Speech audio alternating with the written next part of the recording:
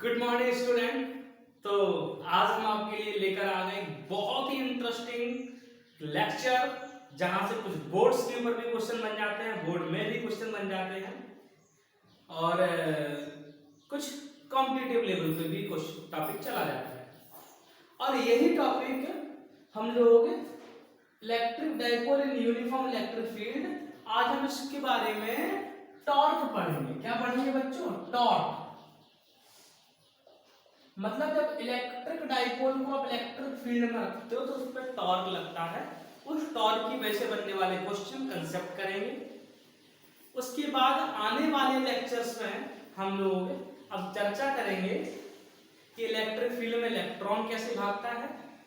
उसके बाद हम लोग एक बहुत ही इंपॉर्टेंट टॉपिक की ओर बढ़ने वाले हैं, एक या दो लेक्चर के अंदर अंदर, गॉस थ्योरम और इलेक्ट्रिक फ्लक्स। ओके बच्चों, गॉस थ्योरम और इलेक्ट्रिक फ्लक्स कंप्लीट करने के बाद हम सेकंड लेसन में आएंगे। तो बच्चों आपको सेकंड लेसन जो इलेक्ट्रिक पोटेंशियल और पोटेंशियल एनर्जी नाम से है, रेफरेंस है आपके बुक में, बट पोटेंशियल एनर्जी कैपेसिटर, अगर आपने ये पकड़ लिया, ये तो यहां तक तो आपको आई थिंक समझ आ गया, कुछ है ही नहीं। छोटी सी मैकेनिक्स है, थोड़ी बहुत मैकेनिक्स, इलेक्ट्रिक फील्ड में फोर्स लग रहा, एक्सीलरेशन आ रहा, उसकी वजह से बहुत सारी ये सब चीजें हैं।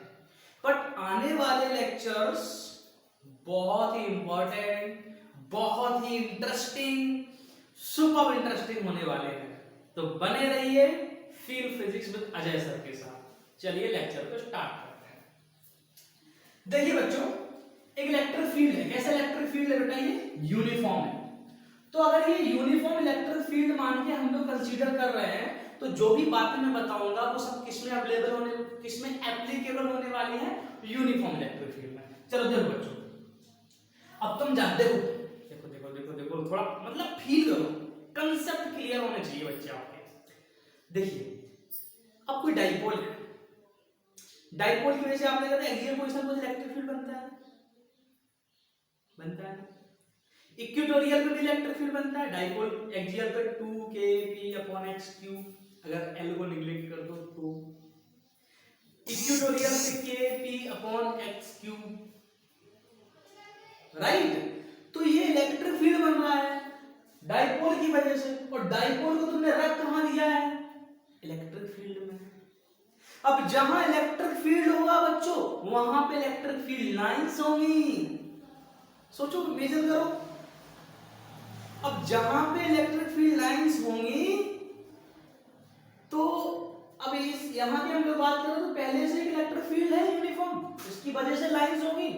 डाइपोल को तुमने रखा, इसकी वजह से इलेक्ट्रिक फील्ड बन रहा होगा इक्वेटोरियल पे, डाइपोल पे, तो वहां की लाइंस होगी। और दो लाइंस कभी नेवर इंटरसेक्ट ईच अदर।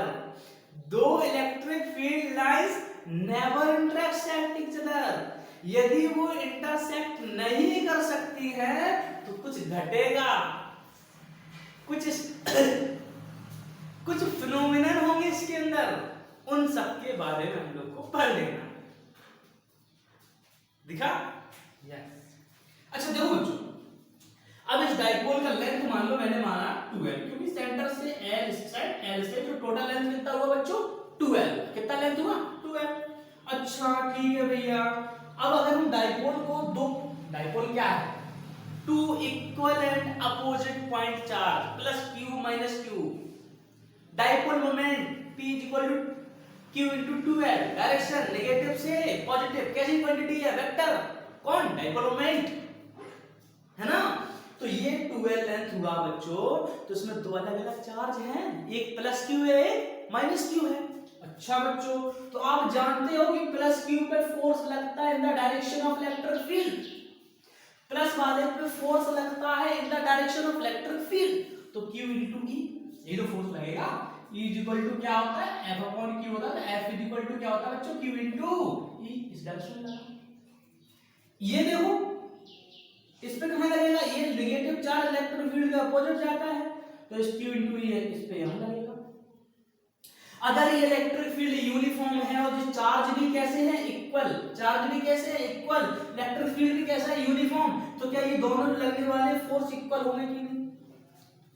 दोनों लगने वाले फोर्स इक्वल हैं, Q इंटू ई और अपोजिट हैं। दोनों लगने वाले फोर्स इक्वल भी हैं और अपोजिट भी हैं, बट एक लाइन ऑफ एक्शन पे नहीं है। देखो इसका लाइन ऑफ एक्शन देखो जरा, this is the line of action this force and this is the line of action this force. क्या ये इक्वल है? नहीं है ना। तो क्लास 11th के नाम से तो बहुत बच्चे सोचते हैं क्या 11th था? मेरे जीवन में तो नहीं था सर, आपके जीवन में नहीं था, लेकिन एक्चुअल में था। तो देखो ओके ठीक है। तो हम लोगों ने टॉर्क के बारे में क्या पढ़ रखा था? कोई दिक्कत नहीं, मैं बता दूंगा। टॉर्क के बारे में आपने क्या पढ़ रखा था? टॉर्क के बारे में आपने पढ़ रखा था if two equal and opposite forces do not have same line of action, write it. If two equal and opposite forces do not have same line of action then torque creates.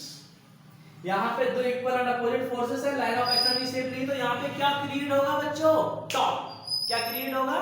Torque होगा। Okay तो आपने लिख लिया torque कैसे create होगा। अब torque का formula क्या होता है बताओ? टॉर्क लग रहा किस डायरेक्शन में लग रहा? Torque is a vector quantity. Torque का डायरेक्शन क्या है? और टॉर्क की डायरेक्शन के बाद इसका सेंस ऑफ रोटेशन क्या है? सेंस ऑफ रोटेशन क्या है? तो देखो बच्चों, टॉर्क निकालने के लिए टॉर्क की डायरेक्शन फाइंड आउट। देखो टॉर्क किसी भी प्लेन में, ये प्लेन है ना, इस प्लेन के नॉर्मल लगता है बच्चों। कैसे लगता है? नॉर्मल। ये प्लेन है, इस प्लेन के नॉर्मल लगेगा। अब टॉर्क इज इक्वल टू होता है R क्रॉस F, पढ़ा होगा R क्रॉस F, ठीक है ना। अच्छा R क्रॉस F हो गया। अब ये इसका सेंटर ऑफ मास है, ये इसका एक्सिस हुआ अंदर की ओर, इसका क्या हुआ बच्चों? एक्सिस हुआ। यदि ये एक्सिस है तो ये इसका क्या हुआ? R। देखो right hand rule, right hand thumb rule, right hand palm rule, not thumb rule, right hand palm rule. देखिए ये इसका R हुआ R, ये F। तो टॉर्क कहां की ओर लगा? इनसाइड। यदि टॉर्क इनसाइड लग रहा है अंदर, तो बताओ sense of rotation. Sense of rotation बोलो कैसा हुआ? ये क्लॉकवाइज हुआ ना, क्लॉकवाइज, राइट। तो ये 0.4 ऐसे घूमेगा। यहां आ जाओ जरा, ये इसका एक्सेस है, सेंटर ऑफ मास से पास होता हुआ, ये R ये F, अंदर ही तो लग रहा टॉर्क, तो इसका सेंस ऑफ रोटेशन भी कहां की ओर हुआ? इस डायरेक्शन में। ये दोनों का जो टॉर्क लग रहा है वो अपोजिट नहीं लग रहा है, सेम डायरेक्शन। ओके अच्छा, तो ये टॉर्क का अपने डायरेक्शन में बात कर ली। अब बताओ बच्चों टॉर्क का फॉर्मूला क्या होता है? Force into perpendicular distance. बच्चों इसमें कंफ्यूज मत हो ना, ये अंदर टॉर्क है, this is the sense of rotation, sense of rotation. ये अंदर टॉर्क लग रहा है, ये क्या है? सेंस ऑफ रोटेशन, क्लॉकवाइज, ठीक है ना।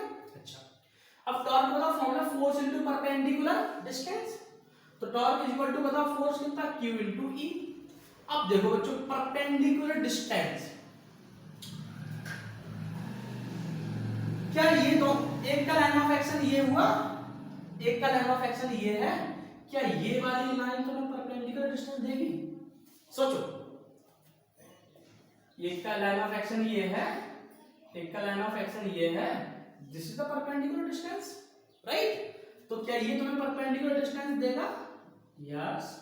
अगर ये एंगल बच्चों थीटा है, तो क्या ये एंगल भी कितना होगा बच्चों? थीटा होगा। अगर ये 2l है तो थीटा की डायरेक्शन में क्या बनता है? हॉरिजॉन्टल 2l cos थीटा होगा बच्चों, होगा कि नहीं? होगा कि नहीं? अब बताओ ये वर्टिकल है तो ये क्या होगा? 2l sin थीटा होगा, राइट। तो निकल के आई 2l sin theta, QE into 2l sin theta. अब बताओ Q into 2l को क्या लिख सकते हो? Q into 2l को क्या लिख सकते हो बच्चों? तो देखो जरा, टॉर्क P लिख सकते हो ना, तो ये होगा PE sin थीटा। क्या होगा बच्चों? PE sin theta, right. अच्छा, अगर sin थीटा है तो ये कौन सा प्रोडक्ट है बच्चों? Cross product. अच्छा, तो क्या बनना चाहिए? P क्रॉस E, क्योंकि टॉर्क कैसी क्वांटिटी है? वेक्टर। डाइपोल मोमेंट कैसी क्वांटिटी है? वेक्टर। इलेक्ट्रिक फील्ड कैसा है? वेक्टर। दोनों का प्रोडक्ट क्या है? वेक्टर। तो बताओ कौन सा प्रोडक्ट? आंसर है वेक्टर प्रोडक्ट या क्रॉस प्रोडक्ट। अच्छा, अब कुछ बच्चों के मन में ये क्वेश्चन भी आ सकता है कि E क्रॉस P क्यों नहीं हुआ? P क्रॉस, देखो E क्रॉस P क्यों नहीं हुआ? अब मतलब देखो, अगर ये वेक्टर प्रोडक्ट है ना, क्रॉस प्रोडक्ट, तो ये भी हो सकता है, ये भी हो सकता है, लेकिन इस समय कौन सही है? दोनों सही नहीं है, इट इज नॉट राइट। ये सही है, क्यों? देखिए, torque is equal to E cross P से टॉर्क की डायरेक्शन पता लगाओ। E क्रॉस P करो, this is the direction of E, और P कहां की ओर है? P कहां की ओर है? जब P की डायरेक्शन है ना, तो बताओ ये किया, टॉर्क कहां की ओर आ रहा है? ऊपर। अब P क्रॉस E करो, तो जे डायरेक्शन किसकी है? P। जे डायरेक्शन किसकी है? P की है। E कहां है? इस डायरेक्शन में। बताओ टॉर्क कहां की ओर है? अंदर, सेंस ऑफ रोटेशन क्लॉकवाइज हुआ। जबकि इसके अकॉर्डिंग देखो क्या हो रहा है, E P क्या हो रहा है? Anti clock. एक्चुअल में एंटी क्लॉक हो रहा है? नहीं हो रहा ना, R क्रॉस F से निकाला अपन ने, तो क्लॉकवाइज तो निकल के आ रहा था ना। Got it? इसकी वजह से ये पॉसिबल नहीं है, ये possible. P cross E। Okay बच्चों, समझ में आ गया? तो टॉर्क को अगर वेक्टर फॉर्म में लिखना है तो P क्रॉस E। अब जैसे मान लो यही क्वेश्चन कंप्लीट करवाएं, जैसे मान लो डाइपोल मोमेंट में दिया गया है 3i cap plus 2j cap, ठीक। आपको इलेक्ट्रिक फील्ड क्वेश्चन है, क्वेश्चन इलेक्ट्रिक फील्ड दिया गया है 2i cap minus 5j cap. बताओ टॉर्क कितना लग रहा है? तो क्या करोगे? P cross E, cross product करोगे। कौन सी मेथड से करोगे? डिटरमिनेंट मेथड से कर दो बच्चों। चलो आ जाओ, ये i कैप, ये j कैप, और ये क्या हो गया? k कैप हो गया, right. i cap, j cap, k cap. अच्छा, i कैप कितना है? 3, 2, k कितना है? 0। इलेक्ट्रिक फील्ड कितना है? 2, i पे, j पे -5, k कितना है? 0। इसको सॉल्व करा दो, i कराओ, i को बंद कर दो। i को तुम बंद करोगे तो इनका 2 इंटू 0 -5 इंटू 0, तो आंसर कितना आ जाएगा? i के लिए कहां लिखूं यार, बहुत छोटा बोर्ड है। ये नोट कर लो आप, फोर्स इंटू 12 सेंटीमीटर की सेंटीमीटर, ये ठीक है।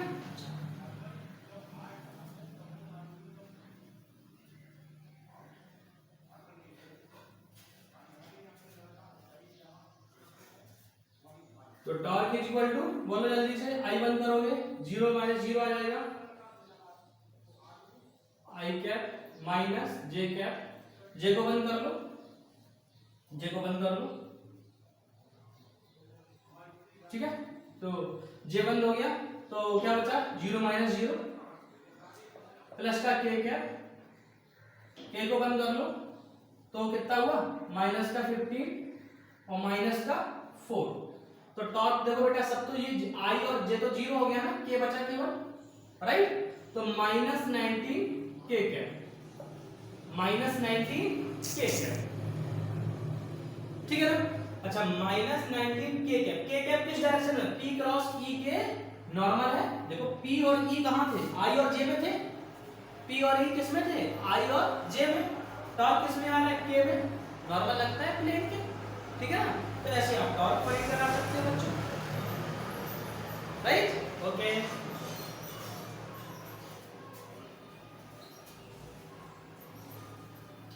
चलो ठीक है।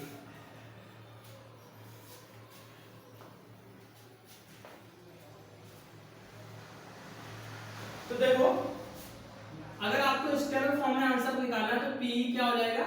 sin थीटा हो जाएगा, तो स्केलर फॉर्म का आंसर दे देगा। और जब वेक्टर फॉर्म करना तो क्या हो जाएगा बच्चों, P क्रॉस E हो जाएगा, दोनों फॉर्म लेकर। ठीक, अच्छा, बहुत ही सरल सरल क्वेश्चन बन जाते हैं यार बोर्ड्स में, तो देखो ऐसे बन जाते हैं। वो क्या करता है, ये इलेक्ट्रिक फील्ड का वैल्यू दे दिया, मान लो 200 न्यूटन पर कूलम दे दिया, एक डाइपोल रखा उन्होंने जो यहाँ से एंगल 30 डिग्री बना रहा है, तो बताओ लगने वाला टॉर्क, बताओ क्या करोगे। डाइपोल दे दिया कि ये तुम्हारा प्लस 30 माइक्रो कूलम है, ये माइनस 30 माइक्रो कूलम है, ठीक है ना। हाँ, अब क्वेश्चन यहाँ ठीक है, देखिए अगर हम इसको लें माइनस 30 माइक्रो कूलम और इसको ले लिया हमने प्लस 30 माइक्रो कूलम, ठीक है ना बच्चों। अच्छा, बीच की लेंथ मान लो हमने ली 10 सेंटीमीटर, कितनी ली 10 सेंटीमीटर, तो बताओ टॉर्क इज इक्वल टू क्या करोगे तुम, P E sin थीटा कर दोगे। P कैसे निकालोगे, Q into 2L, और इलेक्ट्रिक फील्ड E और sin थीटा sin 30। अब देखो Q की वैल्यू पता है, एक ले लो कोई भी, 2L 10 सेंटीमीटर, इलेक्ट्रिक फील्ड ये रहा, sin 30 1/2, सॉल्व हो गया, ठीक है, सॉल्यूशन आप करा लो, ये आपका आंसर आ गया। ओके, अब जैसे अब बताओ तुम कौन सा एंगल लोगे बच्चों, जो इलेक्ट्रिक फील्ड है, जो इलेक्ट्रिक फील्ड है और ये रखा है, ये प्लस क्यू है और ये माइनस क्यू है, और ये एंगल मैंने कितना दे रखा है, ये एंगल मैंने 30 डिग्री दे रखा है, ठीक। तो मान लो कुछ भी वैल्यू दी जाए न्यूमेरिकली, तो टॉर्क इज इक्वल टू करोगे तो तुम P sin थीटा, देखो तो P पता लग जाएगा, मान लो मैंने दिया है इलेक्ट्रिक फील्ड, मान लो मैंने दिया है आपको। अब एंगल ऐसे में, चलो मैं क्वेश्चन ही बता देता हूँ, डाइपोल मोमेंट मान लो तुम्हारा, डाइपोल मोमेंट मान लो तुम्हारा है 20, ठीक, 20 डाइपोल मोमेंट है, क्या होता है कूलम मीटर होता है ना। अच्छा, इलेक्ट्रिक फील्ड मान लो मैंने दे दिया 200, ठीक है, इलेक्ट्रिक फील्ड मैंने 200 दे दिया आपको, ओके, न्यूटन पर कूलम, ठीक। अब देखो इस केस में बताओ, मैंने P भी दे दिया, E भी दे दिया, बताओ टॉर्क कितना लगेगा, P कितना है 20, इलेक्ट्रिक फील्ड कितना है 200, अब बताओ एंगल कितना है, बस काम हो गया। अच्छा, एंगल किस किस के बीच में लेना है, डाइपोल मोमेंट और इलेक्ट्रिक फील्ड के बीच में, है ना। तो बताओ डाइपोल मोमेंट डायरेक्शन क्या, ये वाली डायरेक्शन डाइपोल मोमेंट की है, this is the direction of dipole moment, ये, और इलेक्ट्रिक फील्ड का डायरेक्शन ये है आपका, राइट।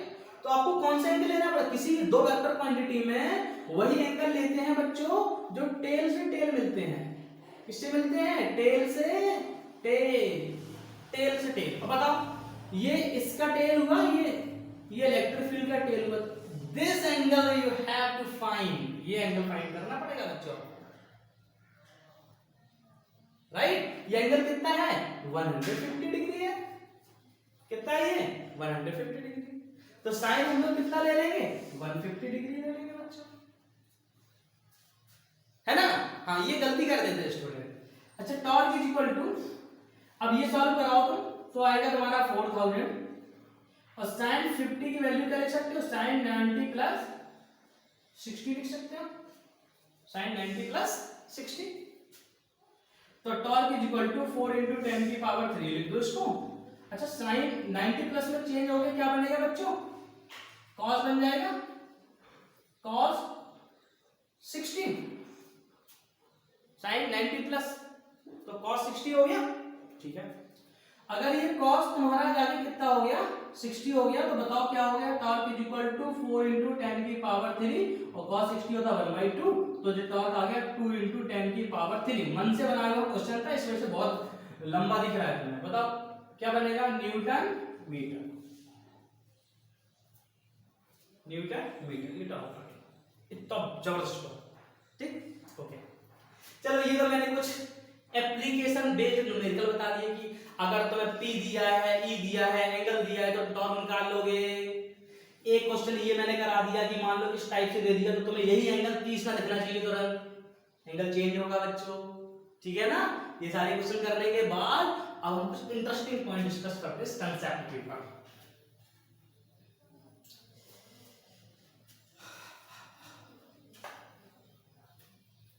ओके, देखो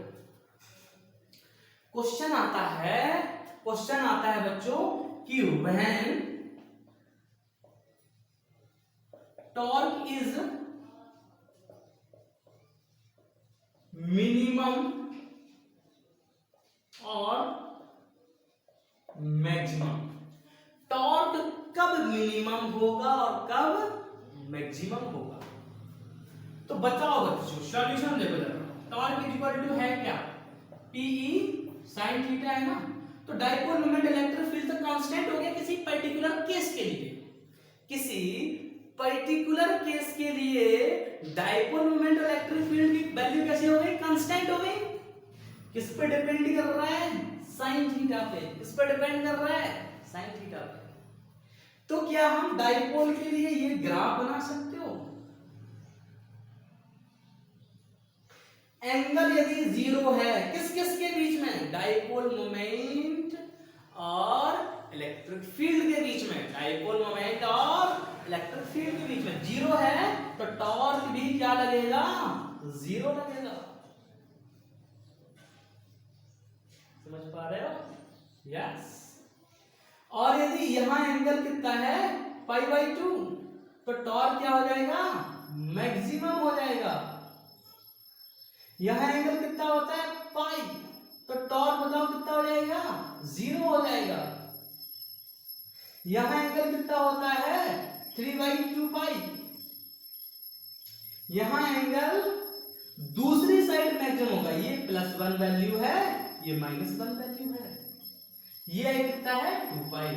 तो बताओ बच्चों मैक्सिमम कहां कहां हो रहा है, एक तो π/2 में हो रहा है, एक्चुअल में ये भी मैक्सिमम है बट डायरेक्शन अपोजिट है। एक्चुअल में ये भी मैक्सिमम है but direction is opposite.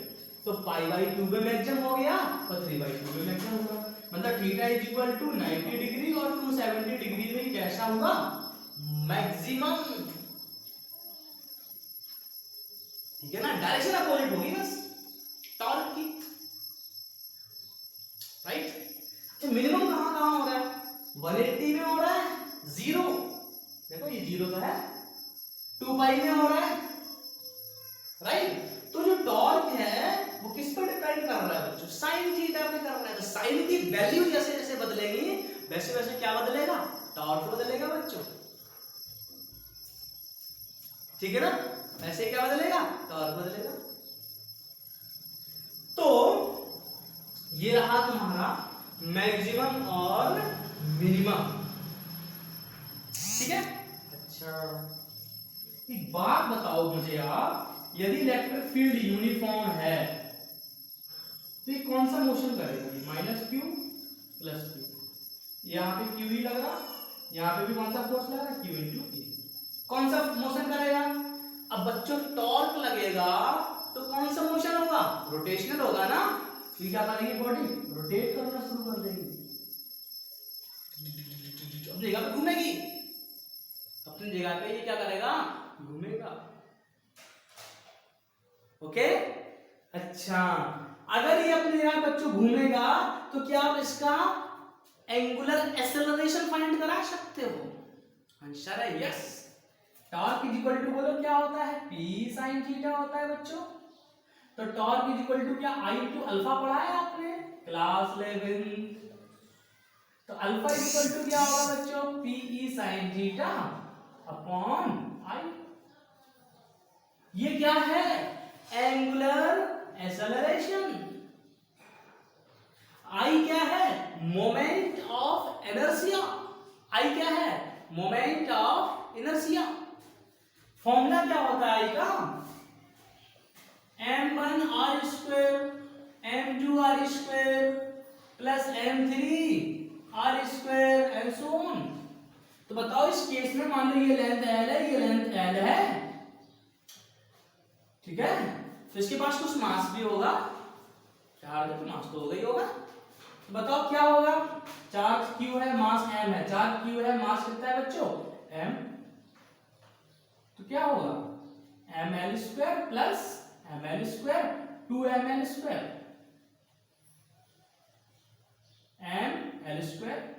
ml² total कितना हो गया 2ml²। तो देखो मोमेंट ऑफ इनर्शिया पता है तुम्हें और P sin थीटा तुम ऑलरेडी जानते हो बच्चों, जानते हो ना। तो यहां से आप एंगुलर एक्सेलरेशन भी निकाल सकते हो आप, ठीक है ना, एंगुलर एक्सेलरेशन भी फाइंड हो सकता है। ओके ठीक। मैक्सिमम और मिनिमम, मिनिमम कहां पे हो रहा है, जीरो पे हो रहा है। कहां पे हो रहा है, जीरो पे हो रहा है, पाई पे हो रहा है, 2 पाई पे हो रहा है। अब 2 पाई कैसे होगा, कैसे हो जाएगा वो घूम के, है ना। ठीक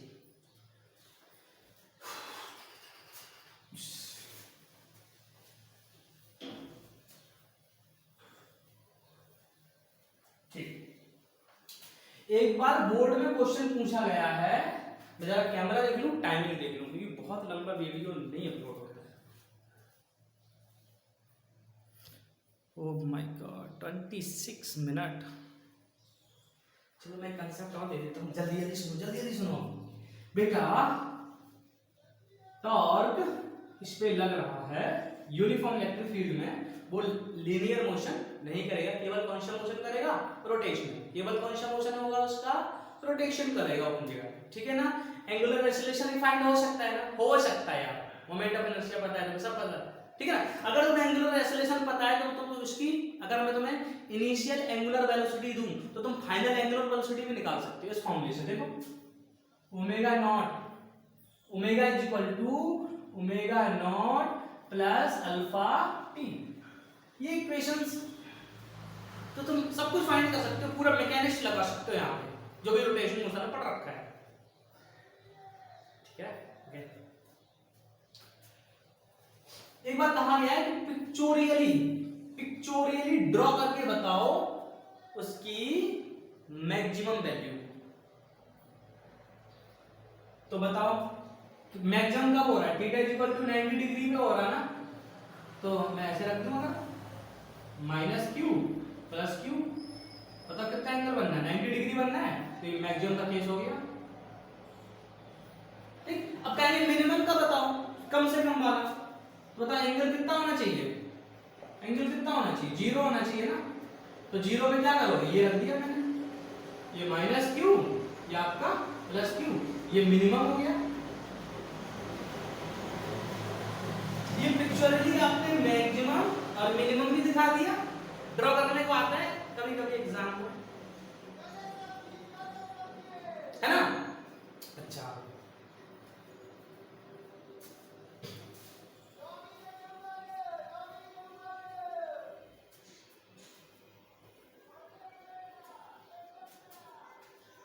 electric dipole in non uniform, चलो एक बात करते हैं, एक बात करते हैं, एक बात करते हैं यहाँ, चलो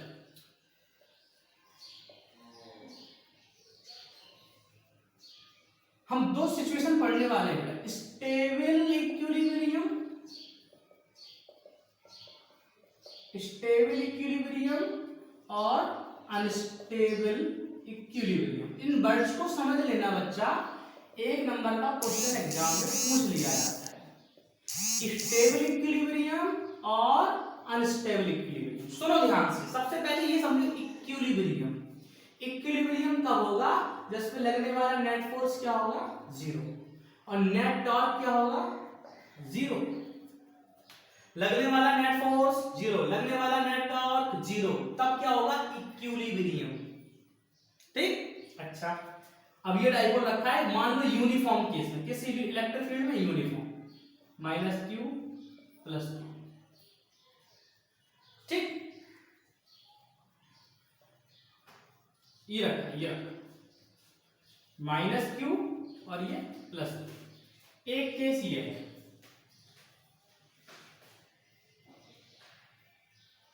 प्लस क्यू और ये माइनस क्यू। सुनो दोनों फील्ड कैसे हैं, यूनिफॉर्म, बहुत ध्यान सुनना बच्चे, यहां से क्वेश्चन बनता है, फील्ड दोनों कैसे हैं, यूनिफॉर्म, दोनों इलेक्ट्रिक फील्ड आपके यूनिफॉर्म हैं, दोनों इलेक्ट्रिक फील्ड बच्चों कैसे हैं आपके, यूनिफॉर्म इलेक्ट्रिक फील्ड हैं। अच्छा एक को मैंने यहां रखा, तो बताओ थीटा कितना होगा, dipole moment electric field same direction में, theta 0, not tell net torque कितना होगा, 0। और सुनो मेरी बात, एक बार में एक शॉट में याद कर लो। अगर electric dipole uniform electric field में रखा है तो नेट फोर्स 0 आएगा। याद कर लो, याद कर। वैसे भी याद क्या करना, वैसे Q into E इक्वल ही लगेगा ना, तो वो कैंसिल ही होगा। लाइन ऑफ एक्शन अलग अलग होंगे तो टॉर्क जरूर लगेगा, और लेकिन थीटा 0 है, थीटा 0 है तो नेट टॉर्क भी क्या हुआ 0। जब नेट टॉर्क भी 0 है, नेट फोर्स भी 0, मतलब इक्विलिब्रियम सिचुएशन आई। कैसी सिचुएशन आई? इक्विलिब्रियम। ओके, अब यहाँ अभी रुको, इतना डाटा इसमें रखो कि यहाँ पे इक्विलिब्रियम करने के लिए फोर्स नेट भी 0 होना चाहिए, नेट टॉर्क भी क्या होना चाहिए 0 होना चाहिए। इस केस में देखो थीटा 0 था तो साइन 0 0 होता है, तो नेट टॉर्क 0 हो गया, नेट फोर्स 0 हो गया। ठीक है, अच्छा यहां बताओ थीटा कितना है 180, थीटा कितना है 180, तो टॉर्क नेट क्या होगा 0, क्योंकि साइन 180 क्या होता है बच्चा 0 होता है ना, तो नेट टॉर्क क्या हो गया 0। यूनिफॉर्म इलेक्ट्रिक फील्ड है, फील्ड कैसा है यूनिफॉर्म। अगर ये फील्ड यूनिफॉर्म है तो बताओ एफ नेट भी क्या होगा 0। इस बात को याद रख लो, डाइपोल मोमेंट यदि यूनिफॉर्म इलेक्ट्रिक फील्ड में होगा, डाइपोल मोमेंट यदि यूनिफॉर्म इलेक्ट्रिक फील्ड में होगा तो नेट फोर्स 0 ही आएगा। तो इक्विलिब्रियम तो ये भी है, इक्विलिब्रियम तो ये भी है और इक्विलिब्रियम ये भी है, दोनों इक्विलिब्रियम में है। फिर क्या अंतर है, फिर क्या अंतर है? तो सुनो, ये अनस्टेबल इक्विलिब्रियम है, अनस्टेबल इक्विलिब्रियम है बच्चों, और ये आपका स्टेबल इक्विलिब्रियम है। वो अनस्टेबल है, ये कैसा है स्टेबल। अब ये अंतर क्या है देखो, अंतर दिखेगा। अब बच्चों सोचो, मैं डाइपोल को थोड़ा घुमाऊं, थोड़ा सा रोटेट करूं, थोड़ा सा, तो बताइए कहां आ जाएगा, घूम के वापस आएगा, एंटी टॉर्क लगेगा उसमें, घूम थोड़ा घुमाऊं तो वापस आएगा, क्योंकि टॉर्क, क्योंकि देखो अभी थीटा कितना है 0 है, थीटा कितना है 0। तुमने अगर घुमाया नहीं को, तुमने अगर जरा भी घुमाया तो कुछ थीटा बनेगा, कुछ एंगल आएगा, तुरंत आएगा कि नहीं आएगा, एंगल आएगा तो क्या टॉर्क नहीं आएगा। अभी टॉर्क 0 क्यों था, क्योंकि एंगल 0 था ना, तो टॉर्क लगेगा, टॉर्क लगेगा, टॉर्क उसको कहां घुमाएगा, किस डायरेक्शन में घुमाएगा, तो वापस से वो किस पोजीशन में आना चाहिए अपनी इक्विलिब्रियम में। ठीक, तुमने थोड़ा घुमाया, वापस वो कहां पे आ गया इक्विलिब्रियम। ठीक, अब यहां आ जाओ, मान लो तुमने इसको थोड़ा घुमाया, थोड़ा सा, अभी एंगल 180 है, तुम जैसे ही इसको घुमाओगे तो ये पलट के पूरा वापस आ जाएगा। लगाओ दिमाग, ये पलट के यूं आएगा, क्यों आएगा, क्योंकि अभी एंगल 180 है, जैसे तुम घुमा दोगे, ऐसे कर दिया मान लो बच्चों -q + q, अब एंगल 180 नहीं बचा, अब एंगल ये है, ये एंगल। तो अगर ये है तो बताओ, देखो साइन में थीटा मतलब वैल्यू बढ़ती है ना, ग्रेजुअली इंक्रीज होती ना, तो यहाँ पे एंगल ज्यादा बढ़ गया, एंगल ज्यादा बढ़ गया तो पूरा पलट के आएगा, ऐसे हो जाएगा पूरा, देखो -q और ये +q, मतलब इसको डी थीटा थोड़ा सा डिस्प्लेसमेंट करने पर ये पूरा पलट जाता है, तो कौन सा इक्विलिब्रियम स्टेबल, इसमें थोड़ा घुमा वापस वहीं आ जाता है, तो कौन सा है ये स्टेबल इक्विलिब्रियम। ठीक है ना, वही बात यार, जैसे मान लो सपोज दैट मैंने मान लो बाउल है, चलो यहाँ ये देखो, ठीक है, किसी भी चीज को मैं यहां रखूं, किसी भी चीज को मैं यहां रखूं और किसी चीज को मैं यहां रखूं, यहां समझा, ये देखो इक्विलिब्रियम हुआ ना, और हल्का, तो अब इसे हम जरा भी घुमाएंगे तो ये गिर जाएगा ना, तो ये अनस्टेबल है, कैसा है अनस्टेबल, और यहाँ पे ये हिलाओ को ऐसे ऐसे कर दो, ये कैसे इक्विलिब्रियम स्टेबल है, कैसा है स्टेबल, मतलब हमने खूब इसको घुमा रहे हैं, ये वापस से वही है अपना इक्विलिब्रियम, और यहाँ पे थोड़ा सा करोगे पूरा चला जाएगा। अरे यार कंफ्यूज मत होना प्लीज, डोंट गेट कंफ्यूज। इसको तुमने थोड़ा सा डिस्प्लेसमेंट करोगे पूरा पलट जाएगा, इसको तुम थोड़ा डिस्प्लेसमेंट करोगे एंटी टॉर्क लगेगा वापस घूम जाएगा। ओके बच्चों, ठीक है, बहुत जल्दी हो गया। अब मिलते हैं अगले वीडियो में। Thank you very much.